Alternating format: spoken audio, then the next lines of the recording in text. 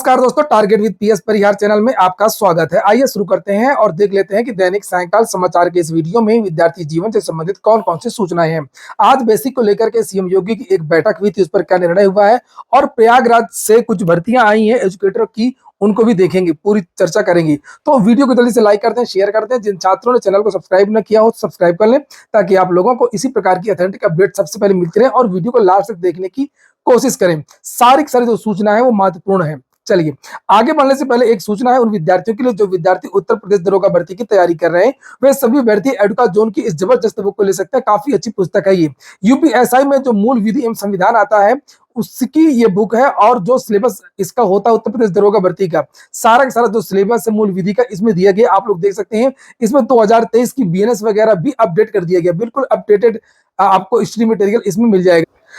एडुका zone की ये best book आप लोगों को सभी कापी किताबों की दुकानों में मिल जाएगी, और अगर आप लोग ऑनलाइन मंगवाना चाहते हैं तो उसकी लिंक मैंने डिस्क्रिप्शन बॉक्स और कमेंट बॉक्स दोनों जगह उपलब्ध करा दी है।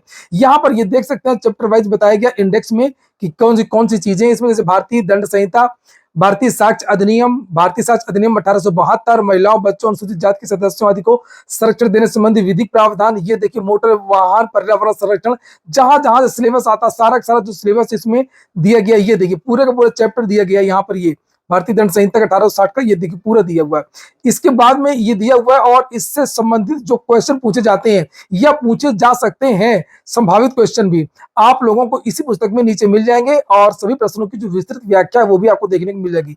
ये देखिए इससे संबंधित, इस चैप्टर से संबंधित प्रमुख पॉइंट दिए हुए हैं। पॉइंट के बाद में ये देखिए ये क्वेश्चन दिए हुए हैं, क्वेश्चन ये दिए हैं, और उसके नीचे यहाँ पर आपको आंसर देखने को मिल जाएगा। आंसर के बाद में ये विस्तृत व्याख्या देखने को मिल जाएगी, तो इसको आप लोग ले सकते हैं। चलिए शुरू करते हैं। पहले बात कर लेते हैं सीएम योगी की जो आज बैठक हुई है उसकी, उसके बाद में हम लोग बात करेंगे प्रयागराज की भर्ती की। प्रयागराज में आपको पता कि इस समय शिक्षक भर्तियों को लेकर के जबरदस्त हंगामा जारी है, चाहे वो प्राथमिक शिक्षक भर्ती को लेकर के हो, चाहे वो टीजीटी पीजीटी को लेकर के हो, चाहे वो एलटी को लेकर के हो। आखिरकार हंगामा होगा क्यों नहीं, कितना विद्यार्थी बर्दाश्त करेंगे। हालांकि विद्यार्थियों को बार बार दबाने की कोशिश भी की जाती है, लेकिन सरकार भी समझ गई है कि चुनावी वर्ष है, अगर इसी तरीके से चीजें जारी रही तो लोकसभा में जो हाल हुआ है बीजेपी का, वही हाल विधानसभा में होना तय है। और जो उत्तर प्रदेश सरकार है वो धीरे धीरे चुनावी मोड में आ रही है। ये टीवी चैनल है न्यूज 18, आप देख सकते हैं, उत्तराखंड उत्तर प्रदेश, लिखा है शिक्षकों की लंबित नियुक्ति और वादों का निस्तारण हो। और ये देखिए यहाँ पर लिखा हुआ है सीएम योगी ने की शिक्षा विभाग की समीक्षा, दिए सख्त निर्देश। बताया जा रहा है कि जो भर्तियां लंबित है, यानी कि जो टीजीटी पीजीटी वगैरह की जो परीक्षाएं नहीं हो रही हैं, इसके साथ में जो 6800 वाला जो मामला है कोर्ट वाला 69,000 शिक्षक भर्ती का, साथ में 68,500 का जो 27,000 जो सीटें भरने के लिए सुप्रीम कोर्ट ने कहा है, ये बात भी शासन के संज्ञान में है। तो जानकारी मिली है कि आज जो बैठक हुई है सीएम योगी की, उस बैठक में 27,000 की जो भर्ती है, जो जिसको हाईकोर्ट ने कहा था भरने को लेकर के 2 महीने के अंदर भरा जाए, शिक्षा मित्रों के समायोजन की जो सीटें रह गई थी उस भर्ती को आगे बढ़ाने की बात की गई है कि किस तरीके से क्या चीजें होंगी, मतलब चर्चा की गई है। और जो लंबित भर्तियां, जो मामले कोर्ट में पड़े हुए हैं, जो भर्तियां फंसी हुई हैं, उन भर्तियों की चर्चा आज हुई है। और जो भी कोर्ट के मामले, ये देखिए शिक्षकों की लंबित नियुक्ति और वादों का निस्तारण हो।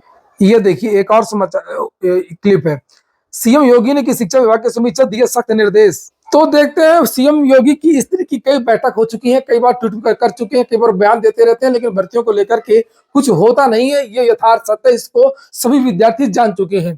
किसी और चीज के लिए बोलते हैं तो चीजें कुछ हो जाती हैं, लेकिन जब वो किसी भर्ती को लेकर के बात करते हैं तो भर्तियों को लेकर के उनकी बात का कभी विश्वास नहीं किया जा सकता है। खैर अगली जो सूचना है वो 15 जून को 60,000 यानी कल 60,244 पुलिस कार्मिकों को नियुक्ति पत्र दिया जा रहा है, और इसमें मुख्य अतिथि केंद्रीय गृह एवं सहकारिता मंत्री श्री अमित शाह जी शामिल होंगे। ये अभी थोड़ी देर पहले ये ट्वीट हुआ है। चलिए अब हम बात कर लेते हैं एक संविदा भर्ती की। अब देखिए सरकारी भर्तियां तो उत्तर प्रदेश में आ नहीं रही हैं, और मेरा चैनल सरकारी भर्ती की जानकारी देता है, लेकिन अब नहीं है। तो कुछ विद्यार्थियों से मैं मिलता हूँ जाकर के हर जगह, और वो पूछते रहते हैं कि सर कहीं पर भी कोई नौकरी लगवा दीजिए, किसी कोचिंग में ही काम में लगवा दीजिए, कैसे गुजारा चले। कई सालों से हम लोग तैयारी कर रहे हैं, कुछ पार्ट टाइम के लिए देख लीजिए। तो एक ये संविदा भर्ती है, ये ईसीसीई एजुकेटर, लगभग 10,000 पदों पर भर्तियां ये हो रही हैं, अलग अलग जिलों से ये वैकेंसीज आ रही हैं। ये आउटसोर्सिंग की भर्तियां हैं, 11 महीने के लिए होती हैं। उत्तर प्रदेश सरकार आउटसोर्स निगम बना रहा है, और उसमें कुछ थोड़ा बहुत राहत मिलेगी और ये भर्तियां बहुत अच्छी होती नहीं है। इसमें वो जो है जो भी कर्मी होते हैं उनका बहुत शोषण होता है, रिन्यूअल के नाम पर, चयन के नाम पर और अन्य चीजों को लेकर के काम भी ज्यादा लिया जाता है। लेकिन फिर भी जिनको जरूरत है कुछ ना कुछ करना ही है उनके लिए ठीक है, जो लोग पूछते रहते हैं। तो सीई एजुकेटर की ये भर्ती के लिए आप लोगों को रोजगार संगम यानी सेवा योजन के पोर्टल पर आप लोगों को जाना होगा। ये सेवा योजन की ये वेबसाइट है सेवा योजन .up.nic.in। यहाँ पर जाएंगे आप लोग और यहाँ पर आप लोगों को अलग अलग जिलों से बहुत सारी भर्तियां, हजारों भर्तियां आपको देखने को मिल जाएंगी। आपको यकीन नहीं होगा कि आउटसोर्सिंग पर इतनी सारी भर्तियों के विज्ञापन जारी हैं जितना आप लोगों को अन्य वेबसाइट पर देखने को नहीं मिलेगा, सरकारी रिजल्ट वगैरह बहुत सारी। तो पहले मैं थोड़ा सा बता दूं इसको लेकर के, ये ईसीसी ई एजुकेटर क्या है। यूपी के पूरे 75 जिलों में को लोकेटेड आंगनवाड़ी केंद्र से युक्त 10,684 विद्यालयों में एक एक ईसीसी बाल्यावस्था की देखभाल और शिक्षा एजुकेटर की भर्ती की जा रही है। यह भर्ती 11 महीने के लिए कहा जाता है। सभी आउटसोर्सिंग में ऐसे ही होता है, बाद में रिन्यूअल होता रहता है। और जो लोग इसमें काम करते हैं उनको 10,313 रुपए मानदेय दिया जाता है। सेवा प्रदाता एजेंसी, जो मैंने अभी आपको वेबसाइट दिखाई, वहां पर एक एजेंसी का नाम भी लिखा है, मैं आपको भी दिखा दूंगा। से 30 सितंबर तक जेम पोर्टल के जरिए ये भर्तियां पूरी होंगी। तो ये भर्तियां 45 जिलों से निकल चुकी हैं, कुछ अन्य जिलों से निकलने वाली हैं। तो आप लोग सेवा योजन की वेबसाइट देखते रहे, अथवा आप लोग मेरा चैनल भी देख सकते हैं, वहां पर भी आप लोगों को इस तरीके की महत्वपूर्ण जानकारियां प्रदान की जाती हैं। और ये जो ईसीसी एजुकेटर होते हैं इनका मुख्य कार्य होता है, जो आंगनवाड़ी का जो कार्य होता है लगभग थोड़ा सा मिलता जुलता, 3 से 6 वर्ष के बच्चों को औपचारिक शिक्षा के लिए तैयार करना होगा। ये संबंधित विद्यालय के प्रधानाध्यापक के निर्देशन में काम करेंगे। इनके चयन के लिए जिला स्तर पर जिलाधिकारी की अध्यक्षता में एक समिति का गठन किया गया है। समिति में डाइट प्राचार्य, जिला कार्यक्रम अधिकारी, जिला सेवा योजना अधिकारी, वित्त एवं लेखा अधिकारी, बेसिक शिक्षा को सदस्य और जिला बेसिक शिक्षा अधिकारी को सदस्य सचिव बनाया गया है।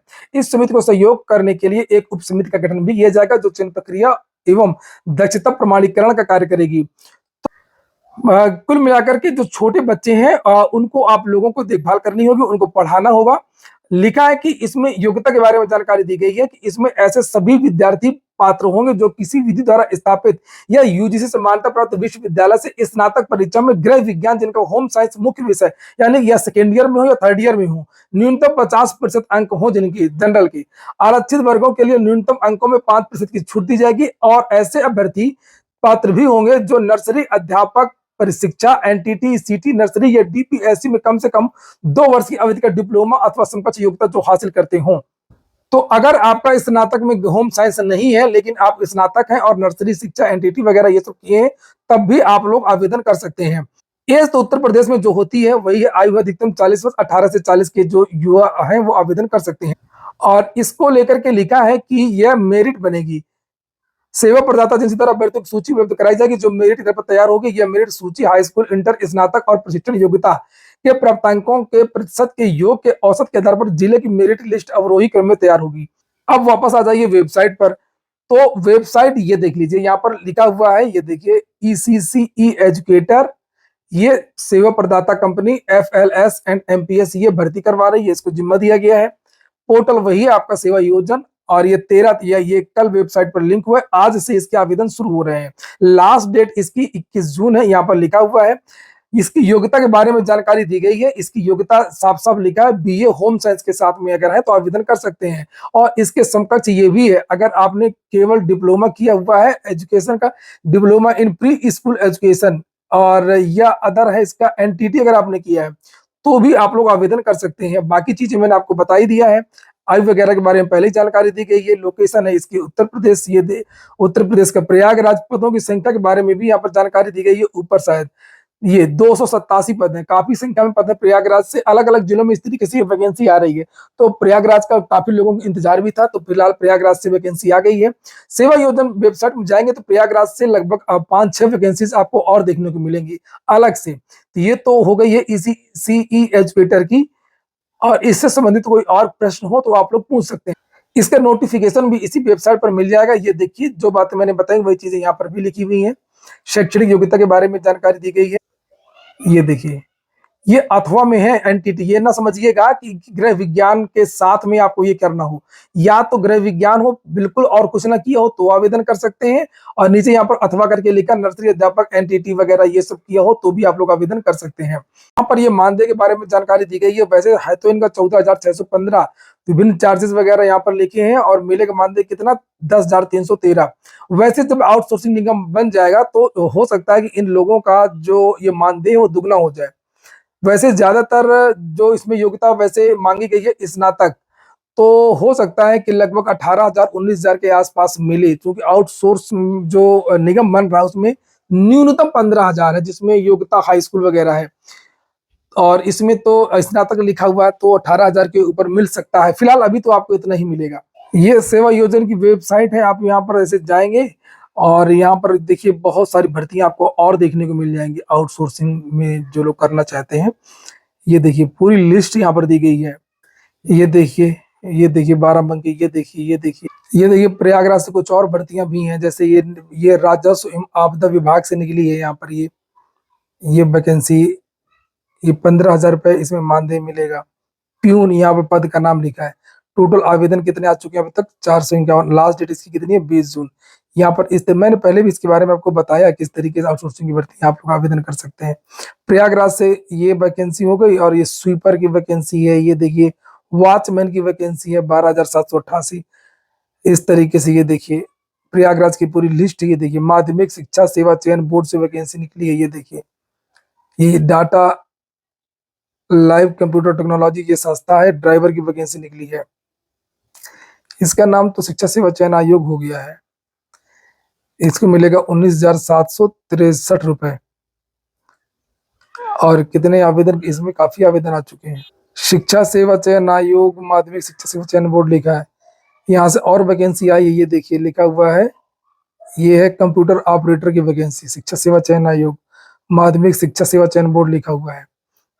तो यहाँ से 13 पद हैं कंप्यूटर ऑपरेटर के शिक्षा सेवा चयन आयोग से।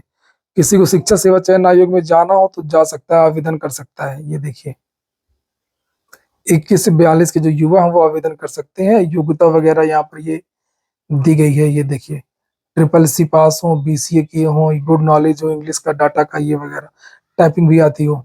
तो ये तो आउटसोर्सिंग की भर्तियां कर रहा है। आउटसोर्सिंग कर्मचारी पकड़ा भी गया है, ये लोग पता नहीं क्यों आउटसोर्सिंग की भर्तियां यहाँ पर कर रहे हैं शिक्षा सेवा चयन आयोग में, मेरी समझ में नहीं आ रहा है। बताइए 13 भर्तियां ये भरी जा रही हैं शिक्षा सेवा चयन आयोग में। अच्छा, शिक्षा सेवा चयन आयोग से जो ड्राइवर की वैकेंसी निकली है उसमें देखते हैं कितने हैं। जितने सेंध लगाने वाले होंगे ना वो यहीं से पहुंच जाएंगे, अपना बंदा भेज देंगे। यहाँ से 15 ड्राइवरों की भर्तियां निकली हैं, मतलब जो 12 सदस्य हैं और जो चेयरमैन है और जो उप सचिव वगैरह है इनके लिए। ये देखिए इसमें हाई स्कूल है, अगर ये सब तो आवेदन कर सकते हैं। ड्राइविंग लाइसेंस भी मांगा होगा इसमें तो। और वेतन मिलेगा कितना 19,763। योग्यता में तो केवल यहाँ पे यही लिखा है SSC हाई स्कूल, और ये अच्छा ये पद नाम ड्राइवर, लेकिन ड्राइवर में कोई ड्राइविंग लाइसेंस वगैरह नहीं लिखा है। गजब है यार, कैसे कैसे लोग भर रहे हैं यहाँ पर। शिक्षा सेवा चयन आयोग से जो चपरासी की भर्ती आई है उसको भी देख लेते हैं। ये टोटल संविदा पे कर रहे हैं, अब तो संविदा वाले पेपर लीक कर रहे हैं। ये देखिए माध्यमिक शिक्षा सेवा चयन बोर्ड से वॉचमैन की भी वैकेंसी आई है, बहुत सारी भर्तियां आई है भाई। वॉचमैन का भी देख लेते हैं कितनी वैकेंसी है, 3 वैकेंसी वॉचमैन की आई है। ये पूरा एकदम से खाली है क्या, इसमें कोई है नहीं। 29 चपरासी के पद रिक्त हैं, 15 ड्राइवर के पद रिक्त हैं, और कंप्यूटर असिस्टेंट वगैरह के पद रिक्त हैं। अरे यार ये गलत है। चलिए फिलहाल ये हो गया आज का वीडियो। आप लोग भैया मास्टर न बन पाए हो तो यहाँ पर आवेदन कर सकते हैं। ये हो गया आज का वीडियो। वीडियो आपको अच्छा लगा हो, काम का हो तो लाइक अवश्य कर दें। जिन छात्रों ने चैनल को सब्सक्राइब न किया हो सब्सक्राइब कर लें। पूरा वीडियो सुनने के लिए बहुत बहुत धन्यवाद।